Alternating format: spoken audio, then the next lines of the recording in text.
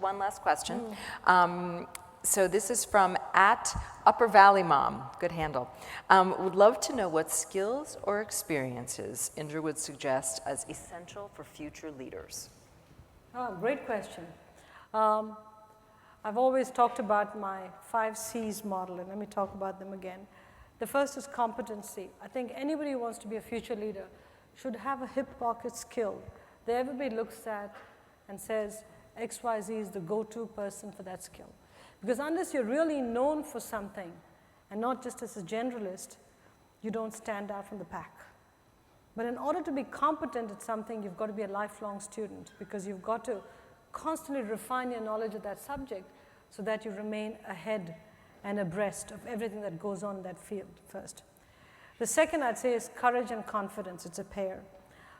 You can be very, very competent, but if you're not willing to speak out, if you're not willing to have the confidence based on your knowledge, what's the point, right? You just roll over. So courage and confidence are very important. The third is communication skills. You cannot overinvest in communication skills, written and oral communications, because as a leader, you constantly have to mobilize the troops.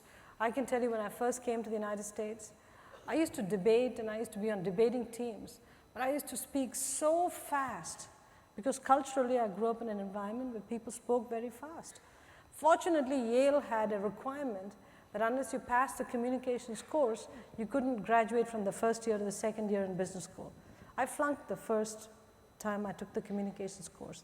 So over summer, I took it again, which was the best thing that happened because I learned to sync my brain with my output from my mouth, and so I started to slow down what I was saying. Huge difference. So I'd encourage all of you, invest in communication skills, critically important. The fourth skill I'd say is consistency. It's important that leaders are consistent. You can change your mind, but change your mind against a consistent framework, because if you're not consistent, people are always second guessing what you're doing. So be consistent. And the last skill is your compass. Integrity is critical in this job. You can be competent, you can be courageous, have confidence, be a great communicator, be consistent. But if you don't have integrity, if that compass doesn't point true north, everything comes crashing down, as we've seen in recent times. So again, it's the 5C model, and that's what I've operated against for all my life.